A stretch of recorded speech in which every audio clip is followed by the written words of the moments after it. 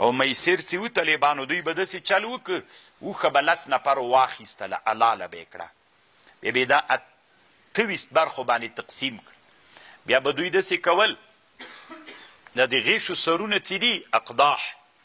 دې باندې به یې لیکلي 15 نفرو د 3 نفرو د 2 نفرو د 1 نفر په 2 غیشو برخې درلودلې په 10 غیشو کې 3 نه درلودلې بیا به دا په یو خلطه کې واچول داسې به یې وښورول ستي به د لاس ورننویسي او راوباسي چا به راووت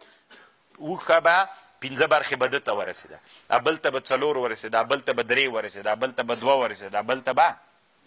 7 ورسېده بل ته به 6 ورسېده نو دا به چا باندې تقسیم سوه په 2 نفرو باندې ټول غیشي خو به څو ول 10 او دا اوښه به هم څو نفر واخیستې وه 10 نفرو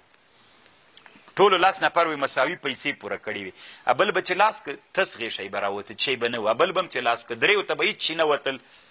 2 ته به تر ټول نه به چې چاته ډېر شی وتلی نو هغه به ګټونکی و طالبان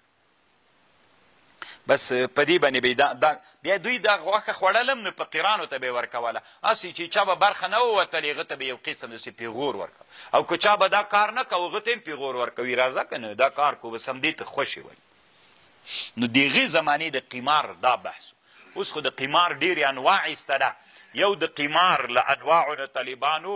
بیع د یانسیب ورته وایي الحمدلله د امارت له راتګ سره هغه بند ده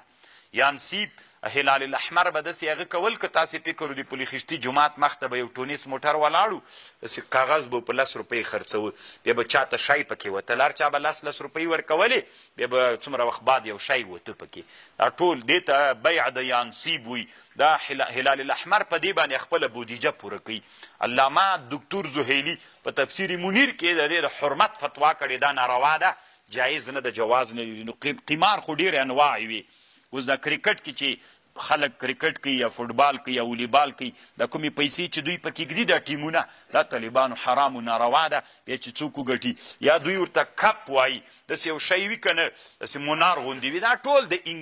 نو طالبانو ورونو سړی څه ووایي الله پاک دې په موږ باندې رحم وکړي طالبانو ورونو اسلام د دې غوښتنه کوي چې د انسانانو هغه ذهن سازي وکړه پس له هغه نه حکم د اسلام ورته وکړه تر اوسه طالبانو ورونو مونږ ما بله ورځ درته ویلي د مدرسې و د چا په مابین کې ربط ورکوي اعلان د اوس طالبانو ورونو دغه کپ له غرب نه راوړل سوی یو فکر دا په پیسو باندې دوی مشترک اخلي یو نفر یې ګټي قمار ده که نه طالبان نن علما طالبان مجاهدین چې کومې لوبې کوي هغه هم خپل منځونو کې دا باب پرانستی ده قمار سو طالبانو ورونو الله عز وجل دې وکړي چې د موږ علما داسې ویښ سي او د خپل مسلم لوبه دی وکړي لوبه خو د اسلام د لوبه مانع نه ده طالبانو چا ویلي چې اسلام کې یوازینۍ لوبه ده